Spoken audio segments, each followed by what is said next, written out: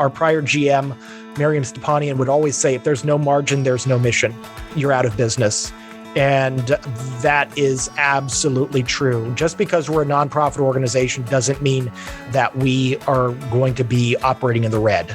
And you're not going to be around. There are too many examples of stations, of nonprofit organizations, even public radio stations that have faced huge challenges and have gone under. The license winds up getting sold and things go south. So you absolutely have to have a strong sense of both your mission, but also the bottom line.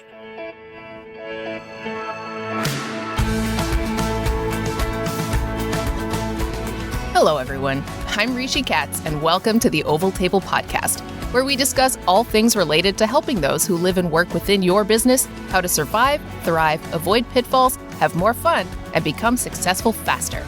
Getting advice and input from someone outside your business can make a big difference, and that's what we seek to do for you each and every week. Here at the Oval Table, we believe that every voice matters, and we want to model how that works. Often the advice that makes the difference comes from where you least expect it. We seek every week to provide a lens for a different way to do business. So much more is possible when everyone's ideas make it to the table. Let me introduce you to our co-hosts, Carl Walsh, Vaughn Johnson, and Doug Bowers. What do you guys have for our listeners this week? Well, today we have joining us at the Oval Table, Joe Moore. Joe is the president and managing director of Valley Public Radio, broadcasting out of Fresno, California.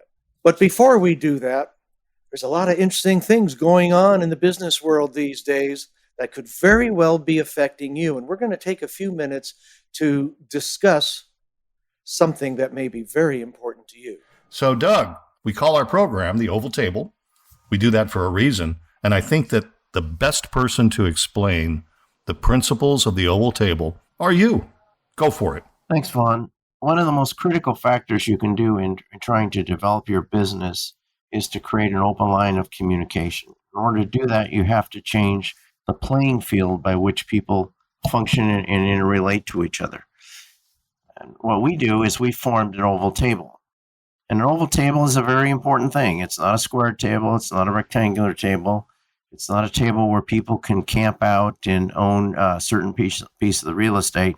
And then no one around that table is the boss around that table. Everybody has an equal voice and an equal chance to express themselves. And what happens around the Oval is when you put a problem in the center of the table and you start working on it, people from the other 7 perspectives, which are 7 functional areas in a business, all come at that problem from their various perspectives.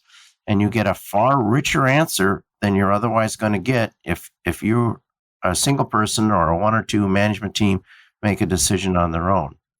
Because it allows information to come to the situation that otherwise wouldn't exist.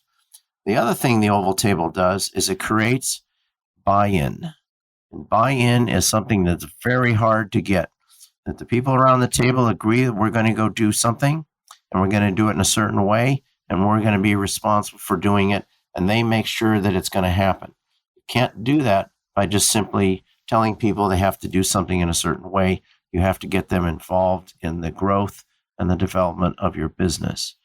And the Oval Table accomplishes that. It brings those 7 characters, those 7 very important characters that are listed in We Are Alpha Dogs and some other written material we have, and brings those people to the table, and that says, how can we be better? And when we've conducted these experiments in the past, or these presentations in the past, we find that people sitting around the table actually get lost in the problem. Whatever they were thinking about before, they're not thinking about now. They're thinking about the problem and how to go about it, and they're interrelating to each other and interacting with each other, and that creates that great answer. Because one person will say, oh, we ought to do this. Another person will say, well, no, you don't understand. You can't do it that way, but you could do it this other way if that's the objective you want to get. And time after time, iteration after iteration, you get a far better answer than you're going to get anywhere else.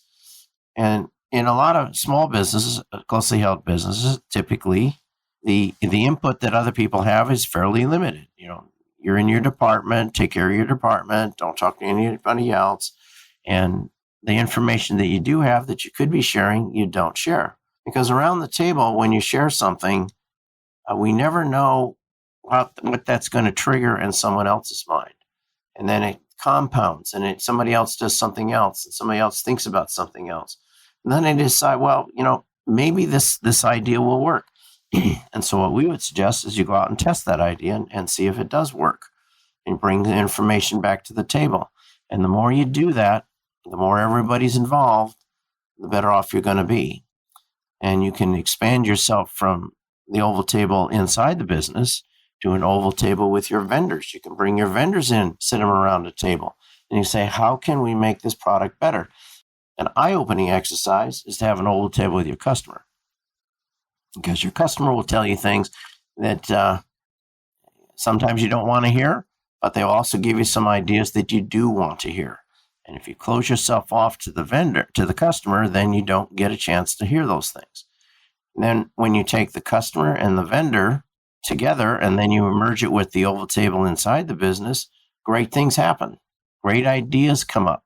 Products that you didn't think of, applications of the products you didn't think of become a surface, and then you get a chance to work on them. Will all those ideas be great? No, they won't, but some will. Is it always fun to sit at that table? No, it's not. Especially if you're the owner, especially if you're the guy who says, well, we've always been doing it this way, so we should continue to do it that way. And the only people you want sitting around that table are people who believe in the business the same way you've always believed in it in the past.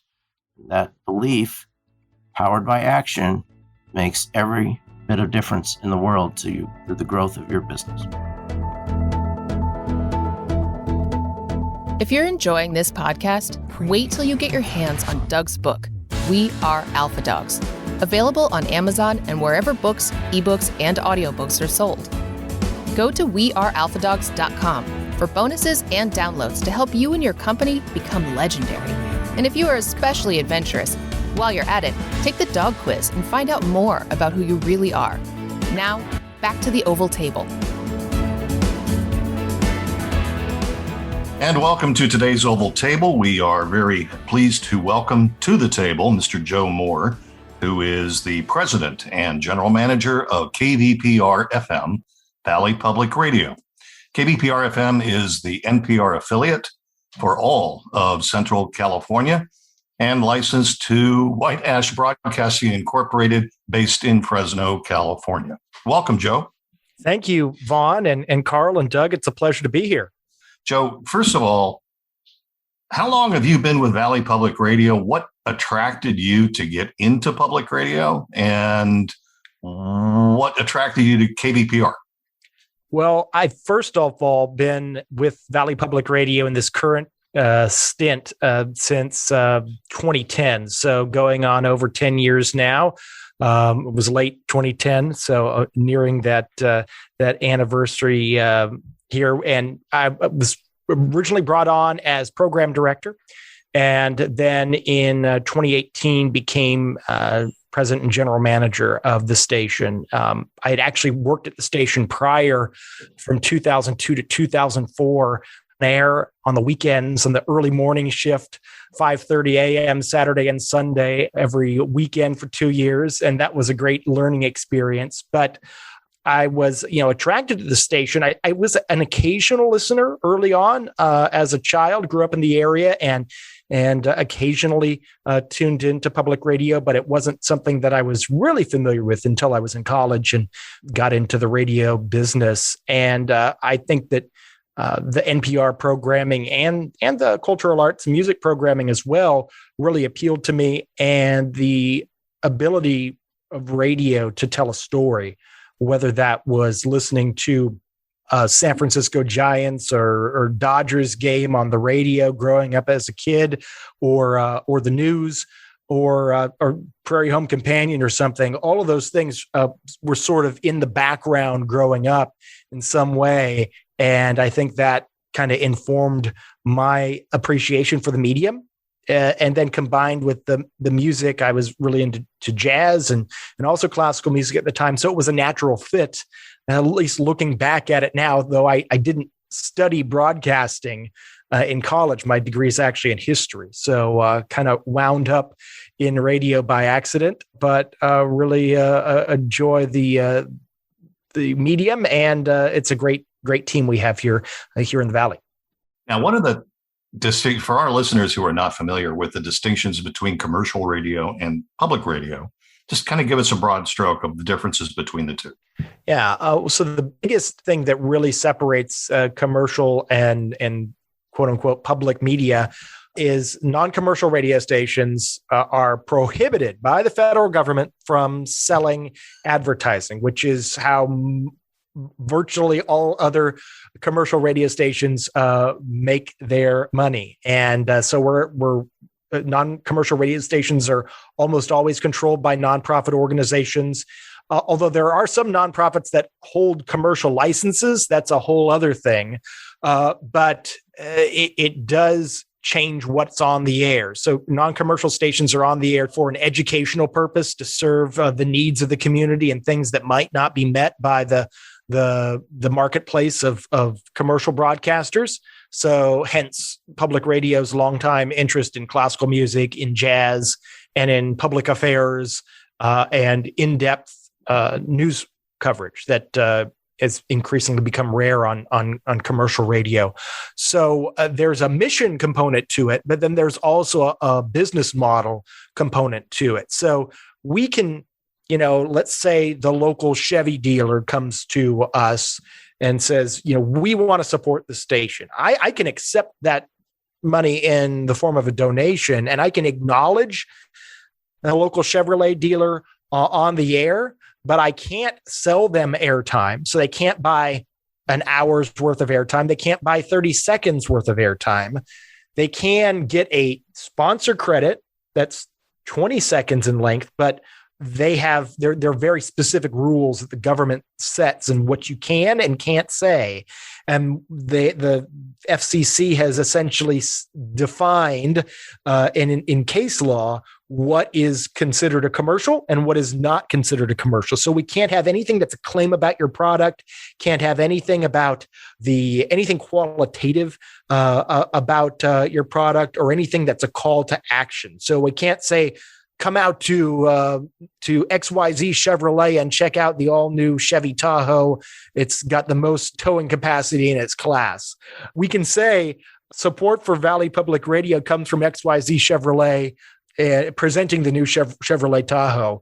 Here's our website, that kind of thing. So it's limiting. We have to turn away a lot of sponsors or potential sponsors because of that, because for example, doctors many times want to say we have board certified physicians. Well, we can't say that. We can't say, mention that you heard this ad on the radio and get the 2-for-1 special. We can't do that either. So it in a way protects the commercial broadcasters from having more competition in the marketplace.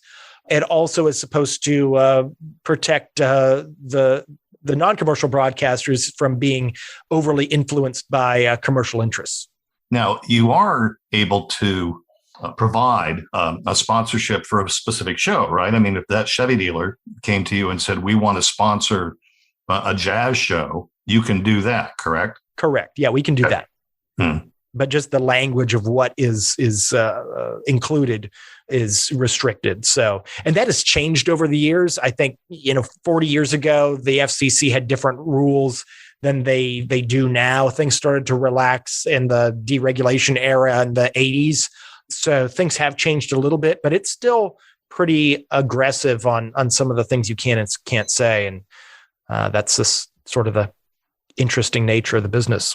I fully expect Carl and Doug to probably take a dive into what percentage of your income is coming from different sources.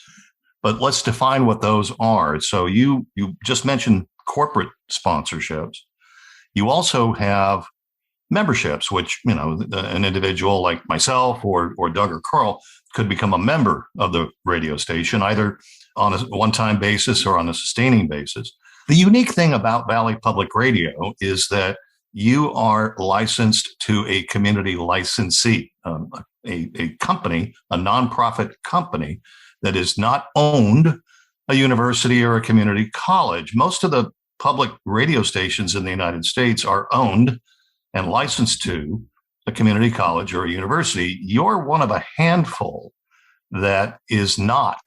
So you're not part of a bigger Uber budget at the university or community college level. So that puts a lot of extra pressure on you to rely on memberships and corporate sponsorship. So tell us about the membership activity. How do you go for, members of the radio station?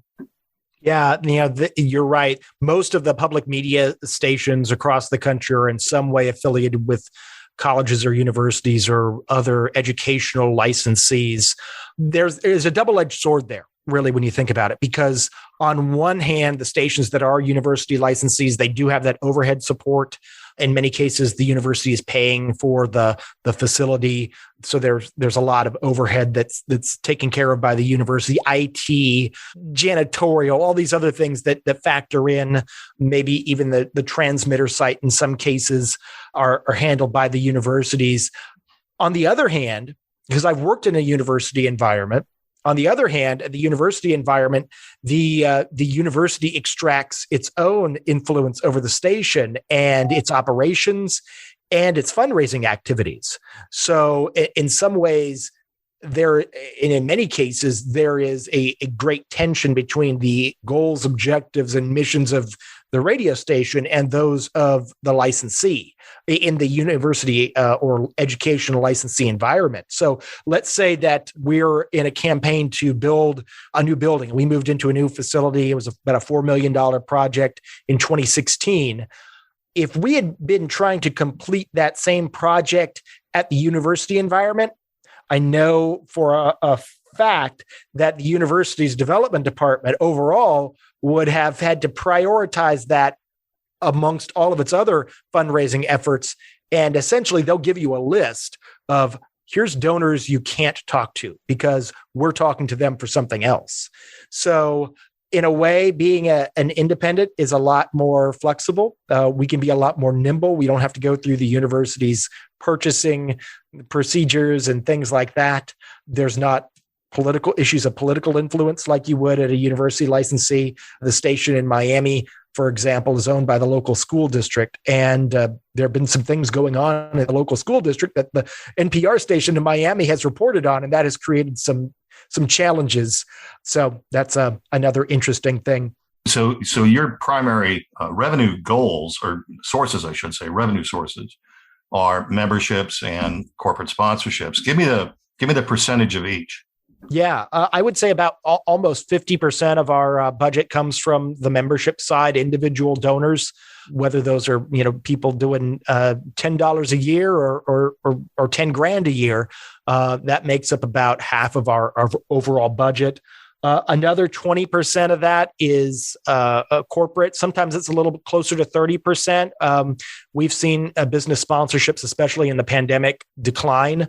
And there are so many competing sponsorship and advertising opportunities out there today that's a challenge that a lot of stations are facing. We actually were hit less severely during the pandemic on that front than a lot of other stations that are more reliant on the sponsorships. And also in our market, there's not a big corporate base in Fresno. So you don't have those Fortune 500 or Fortune 1000 companies that have their head offices here. In the larger markets, often make up the bulk of the corporate sponsor dollars that come in on really, really big accounts. So we have a lot of small businesses and family businesses that are supporters. So that makes up about 20%. Another 20% probably comes from grants and foundations.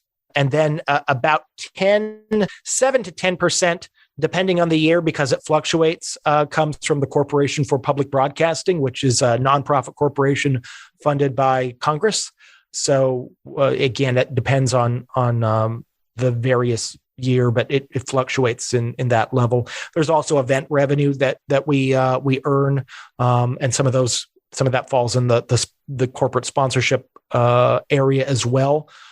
So the bulk, though, of our listener support, or our support, is listener support, and that's what we raise in our fund drives and and through our various major donor programs.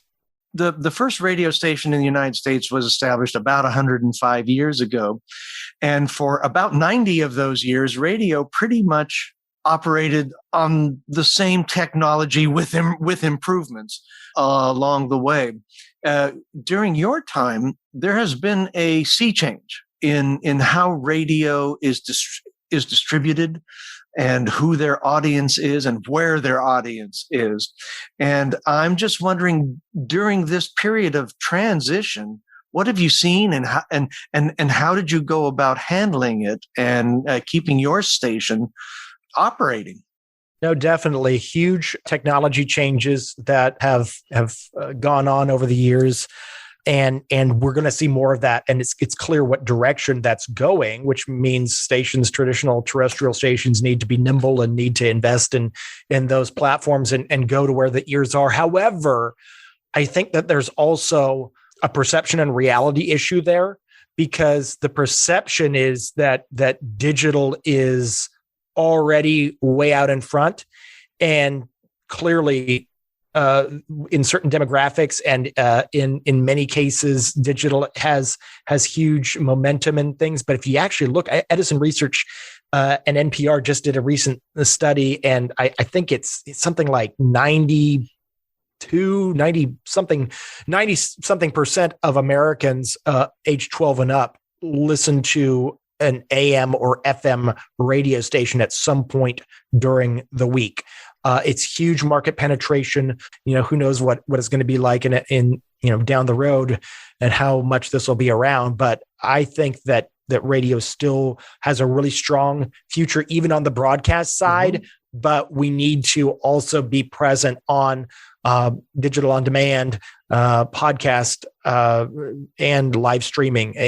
You hear Spotify is getting into this new era of, wow, what if we do podcasts but make them live and make them interactive?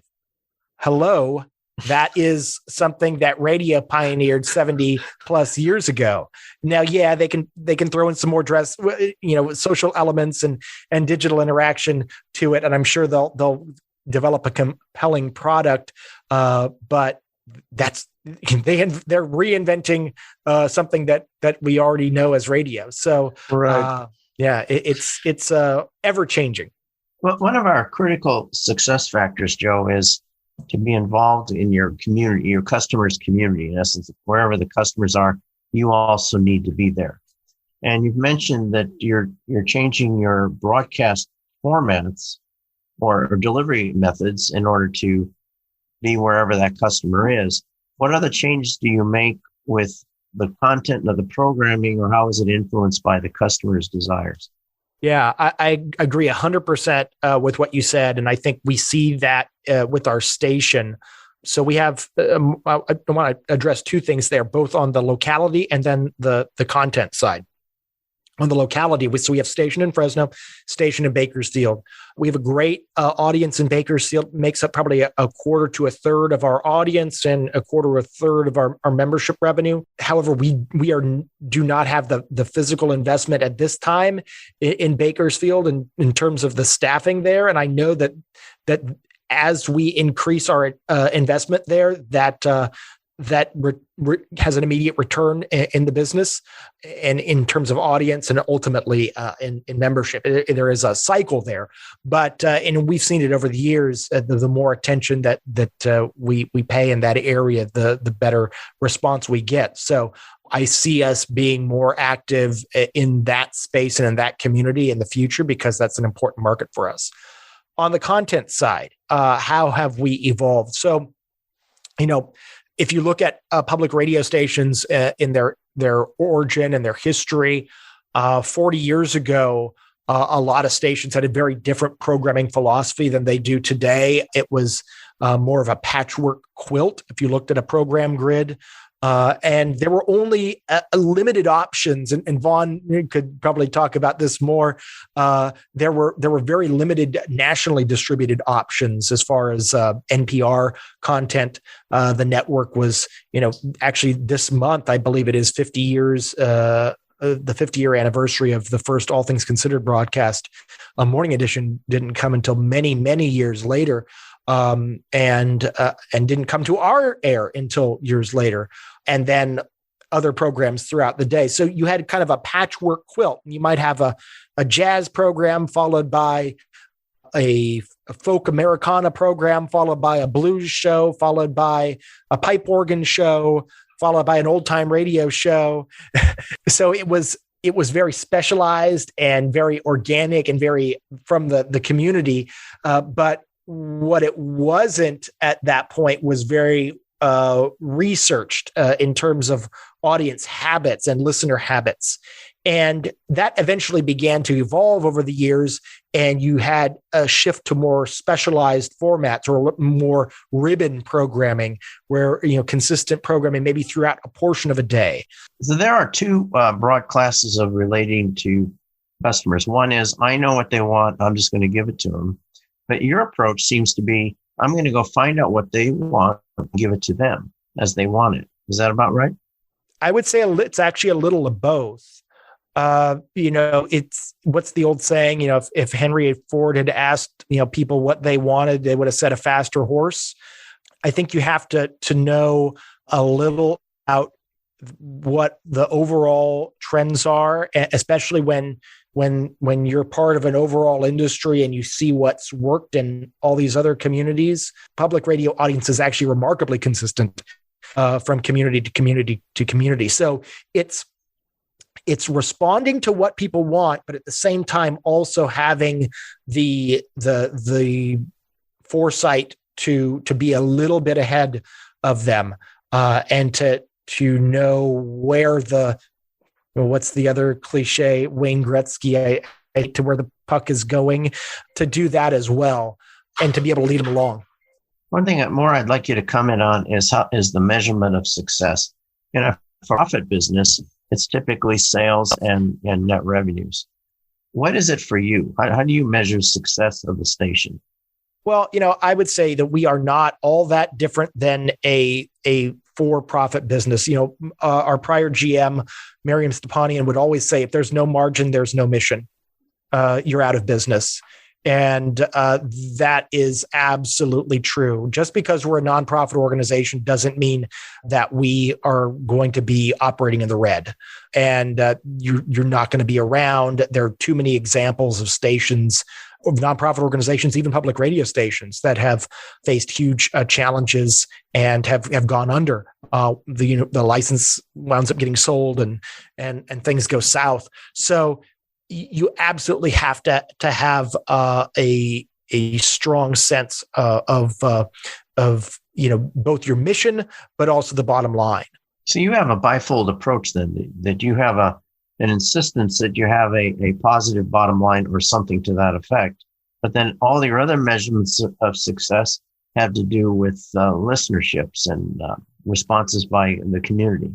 Yeah, I mean, and it's we measure audience. So how do we measure audience? Audience is one way you can measure success. Members and donors is another way, because those are engaged listeners. That's one way, and so we can look at our Nielsen numbers and say, there's 100,000 people listening to the station. It's a community service approach, because we could say, hey, we're going to go all 90s rock. We're going to do the oldies 90s format and probably have a bigger audience, but that wouldn't necessarily be consistent with our mission.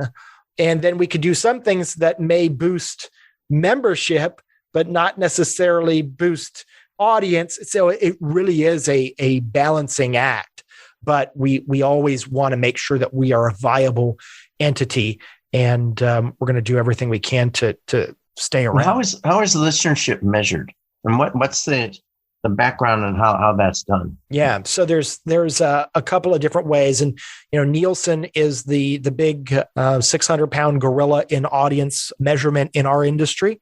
They have two different methodologies they use depending on the market size. Markets 1 through 50 are measured by what's called the portable people meter, which is a device that Nielsen panelists, and so they select a panel of participants in every community, and they ask these people, and they pay them a small amount to in this case, wear or carry around with them this portable people meter that logs everything they're listening to. Now, there's a problem with that in that it does not pick up what they're listening to over their headphones.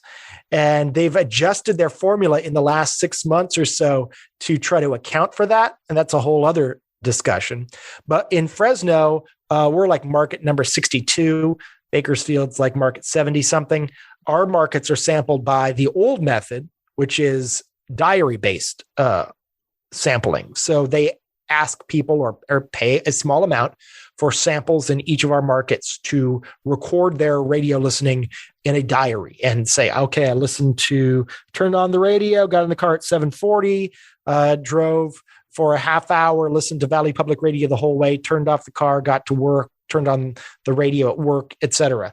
Both of those methodologies have their flaws, but I'd like to say they may be flawed numbers, but they're the best numbers the industry has. For digital, it's different because we know every time somebody pings our website, every time somebody listens to our stream, we know their IP address, we know where they're listening from and the duration of what they're listening to. In some cases, we may know more information than that, but that's limited to digital platforms. So those are the two primary ways that audience is measured in our industry. And there's always efforts to try to improve that, but that's the bulk of how that works. Well, Joe Moore, I'd like to thank you very much for being our guest today at the Oval Table. This has been very enlightening. Thank you for all that information about public broadcasting, KVPR, Valley Public Radio, and your insights about the future of broadcasting. We really appreciate it. Guys, it's been a pleasure and really enjoyed the talk. It's been great. Thank you.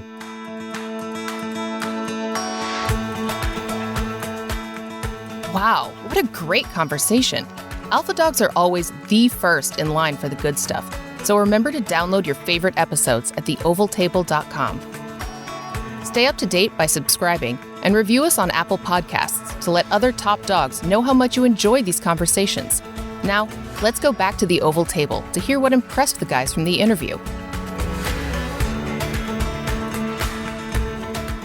So I may have cheated a little bit here, guys, because, I'm one of the co-founders of Valley Public Radio.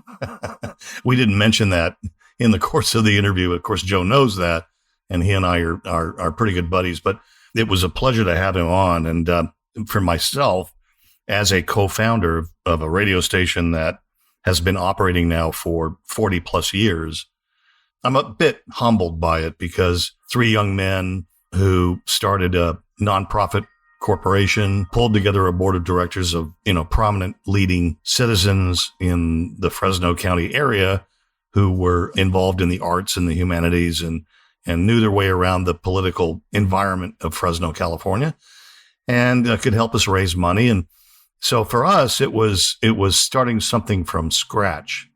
Joe came in after the station had been on the air for a while, but where they've taken it, where they've gone with it is just remarkable.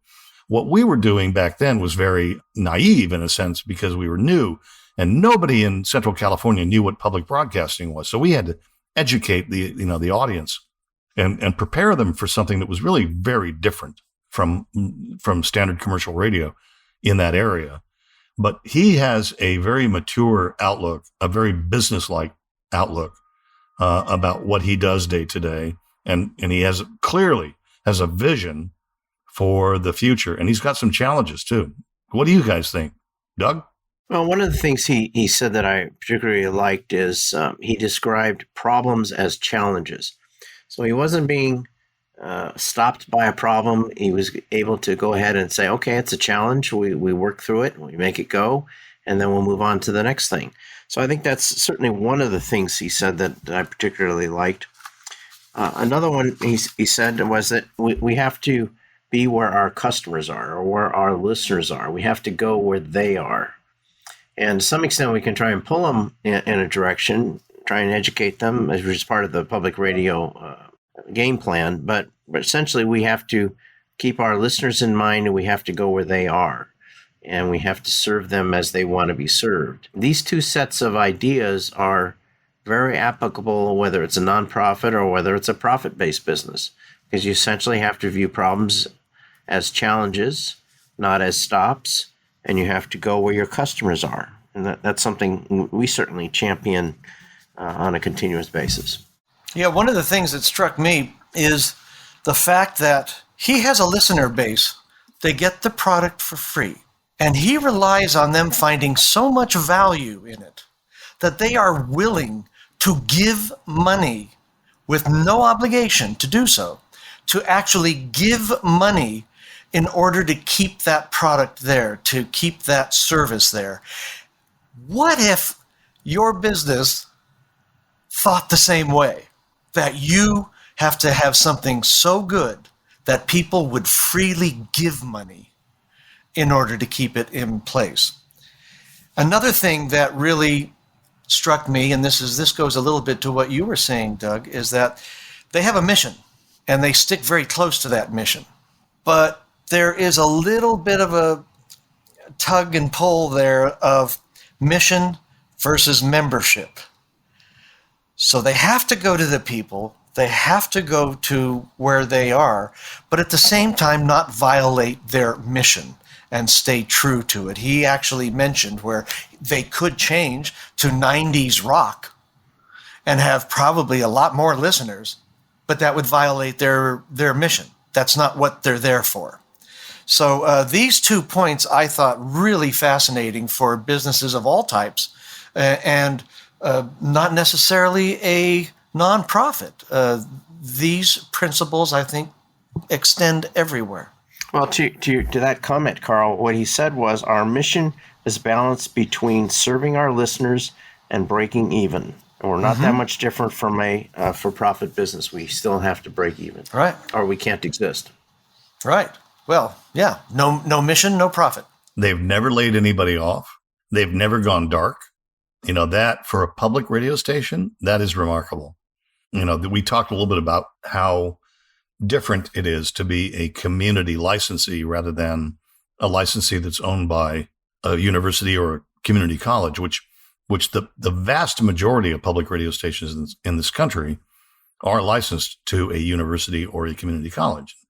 And his comment about that was something I frankly had never thought of, which was, you know, if you're going to be a part of a university budget, you may not be first in line for those big donations that come from, you know, whatever company may be in town.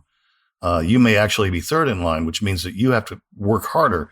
So he doesn't have that restriction. He can talk to Gallo Wines. He can talk to, Del Monte. He can talk to the big farming companies. Not a problem for him. By the way, I got that quote backwards there. Is no profit, no mission.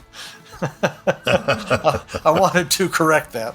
He said about the universities is that they provide you with the money and the facilities, but then they want to have a say in what the station does. No podcast like ours would be possible without the help of some talented people behind the scenes. We would like to thank Audavita Studios and their director of podcast production, Sean Hettinger, recording engineer David Rosenblad, staging and show production David Wolf, social media Jay Spang, artist Marsha Carrington, and for our transcriber, Jamie Karras.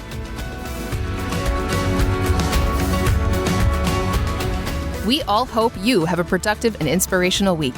I'm Rishi Katz, and we will see you next time here at the Oval Table.